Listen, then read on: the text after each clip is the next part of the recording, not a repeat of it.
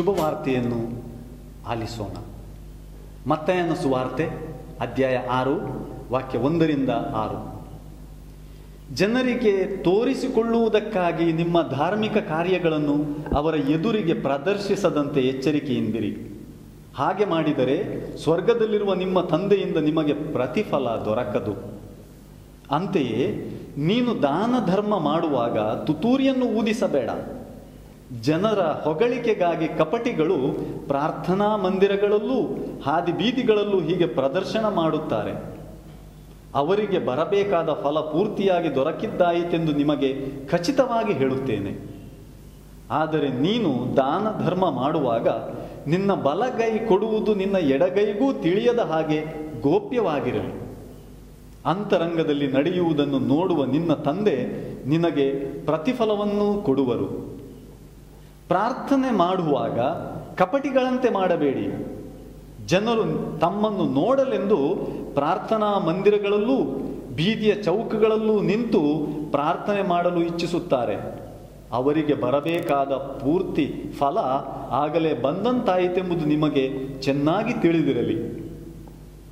ನೀನು ಪ್ರಾರ್ಥನೆ ಮಾಡುವಾಗ ನಿನ್ನ ಕೊಠಡಿಗೆ ಹೋಗು, ಬಾಗಿಲನ್ನು ಮುಚ್ಚು, ಅಂತರಂಗದಲ್ಲಿರುವ ನಿನ್ನ ತಂದೆಗೆ ಪ್ರಾರ್ಥನೆ ಮಾಡು. ಅಂತರಂಗದಲ್ಲಿ ನಡೆಯುವುದನ್ನು ನೋಡುವ ನಿನ್ನ ತಂದೆ ನಿನಗೆ ಪ್ರತಿಫಲವನ್ನು ಕೊಡುವರು.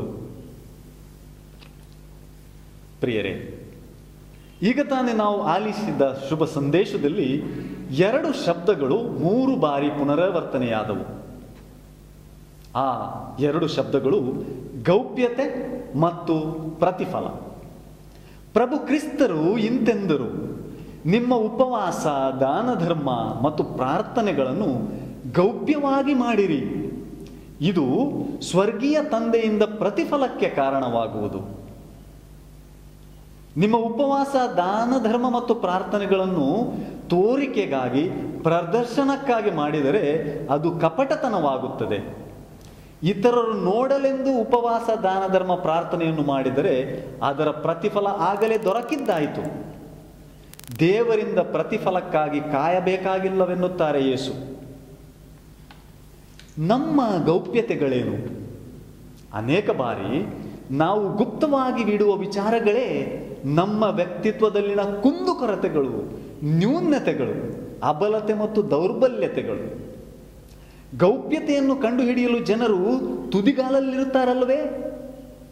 ಗೌಪ್ಯತೆಗಳು ಬಹಿರಂಗವಾದಾಗ ಹೆಸರಿಗೆ ಕಳಂಕ ತಟ್ಟುತ್ತದಲ್ಲವೇ? ವಾಸ್ತವಿಕವಾಗಿ ಉಪವಾಸ, ದಾನ ಧರ್ಮ ಮತ್ತು ಪ್ರಾರ್ಥನೆ ಇದು ಅತಿ ಬಹಿರಂಗವಾಗಿ ನಡೆಯುವ ವಿಚಾರಗಳೇ ಆಗಿವೆ. ಅವನ್ನು ಗೌಪ್ಯತೆಯಿಂದ ಮಾಡುವುದು ಬಹಳ ವಿರಳ. ಈ ಧಾರ್ಮಿಕ ಕಾರ್ಯಗಳನ್ನು ಗೌಪ್ಯವಾಗಿ ಮಾಡುವವರಿಗೆ ನನ್ನ ಅಭಿನಂದನೆಗಳು. ನಿಮ್ಮ ಶತ್ರುಗಳು ಒಂದು ವೇಳೆ ನಿಮ್ಮ ಗೌಪ್ಯ ಪ್ರಾರ್ಥನೆ, ದಾನ ಧರ್ಮ ಹಾಗೂ ಉಪವಾಸಗಳನ್ನು ಕಂಡರೆ ಮುಜುಗರಕ್ಕೊಳಗಾಗದೆ ಇರಲಾರರು. ಇಂದು ನಾನು ದೇವರ ವಾಕ್ಯವು ಬಿಂಬಿಸುವ 3 ವಿಚಾರಗಳನ್ನು ನಿಮ್ಮ ಮುಂದಿಡಲು ಇಚ್ಛಿಸುತ್ತೇನೆ. ಮೊದಲನೆಯದಾಗಿ, ನಮ್ಮ ಧಾರ್ಮಿಕ ಕಾರ್ಯಗಳು ಅಂದರೆ ಉಪವಾಸ, ದಾನ ಧರ್ಮ ಮತ್ತು ಪ್ರಾರ್ಥನೆಗಳು ನಾವು ನಮಗೆ ಹತ್ತಿರವಾಗುವಂತೆ ಮಾಡುತ್ತವೆ. ಗೌಪ್ಯವಾಗಿ ಇವುಗಳನ್ನು ನೆರವೇರಿಸುವುದರಿಂದ ನಮಗೆ ನಾವೇ ಅತೀ ಹತ್ತಿರವಾಗುತ್ತೇವೆ. ಉಪವಾಸ ಮಾಡುವಾಗ ಆಹಾರ ಎಷ್ಟು ಮಹತ್ವವಾದುದೆಂಬುದು ಅರಿವಾಗುತ್ತದೆ. ಹಸಿವು ಎಷ್ಟು ತಡೆಯಲಾರದಷ್ಟು ಕಠಿಣ ಎನ್ನುವುದು ಮನವರಿಕೆಯಾಗುತ್ತದೆ. ದಾನ ಧರ್ಮ ಮಾಡಿದಾಗ ಕೊಡುವ ನೋವು, ಕಳೆದುಕೊಳ್ಳುವ ನೋವು ಅದೆಷ್ಟು ಎಂದು ತಿಳಿಯುತ್ತದೆ. ಮನದಾಳದಿಂದ ಪ್ರಾರ್ಥಿಸಿದಾಗ ನನ್ನಲ್ಲಿ ಕ್ರಿಯಾಶೀಲವಾಗಿರುವ ದೇವರ ಶಕ್ತಿಯು ಅದೆಷ್ಟು ಅಗಾಧವೆಂಬುದು ಅರಿವಾಗುತ್ತದೆ. ಎರಡನೆಯದಾಗಿ, ನಾನು ಇತರರಿಗೆ ಹತ್ತಿರವಾಗುತ್ತೇನೆ. ಹಸಿವಿನ ಅರಿವು ಇತರರಿಗೂ ಹಸಿವಿದೆ ಎಂದು ತಿಳಿಯಲು ಸಹಕಾರಿಯಾಗುತ್ತದೆ. ಇತರರಿಗೆ ಕೊಡಲು ಕಷ್ಟವಾದ್ದರಿಂದ ಕೊಡುವವರನ್ನು ಶ್ಲಾಘಿಸಲು ಮುಂದಾಗುತ್ತೇನೆ. ಹೀಗೆ ಪರಸ್ಪರ ಸಹೋದರತೆಯು ಕ್ರಿಯಾಶೀಲವಾಗುತ್ತದೆ. ನನ್ನ ಪ್ರಾರ್ಥನೆಯು ಕೂಡ ಕೇವಲ ನನ್ನ ಸಮಸ್ಯೆಗಳ ಸರಮಾಲೆಯಾಗಿರದೆ ಇತರರಿಗಾಗಿ ಪ್ರಾರ್ಥಿಸಲು ನಾನು ಮುಂದಾಗುತ್ತೇನೆ. ಮೂರನೆಯದಾಗಿ, ನಾನು ದೇವರಿಗೆ ಹತ್ತಿರವಾಗುತ್ತೇನೆ. ದೇವರು ಎಲ್ಲ ರೀತಿಯ ಹಸಿವನ್ನು ನೀಗಿಸುವ ಆಕರವಾಗಿದ್ದಾರೆ. ಅವರ ಉದಾರತನ ನಮ್ಮೆಲ್ಲರ ಇಚ್ಛೆಗಳನ್ನು ಪೂರೈಸುತ್ತದೆ. ದೇವರು ಅದೆಷ್ಟು ಉದಾರಿಗಳೆಂದು ತಿಳಿದಾಗ ದಾನ ಧರ್ಮವು ದೇವರು ನನ್ನಲ್ಲಿ ತೋರಿದ ಉದಾರತೆಯನ್ನು ಒಪ್ಪಿಕೊಳ್ಳುವ ಒಂದು ಸಾಧನವಾಗುತ್ತದೆ.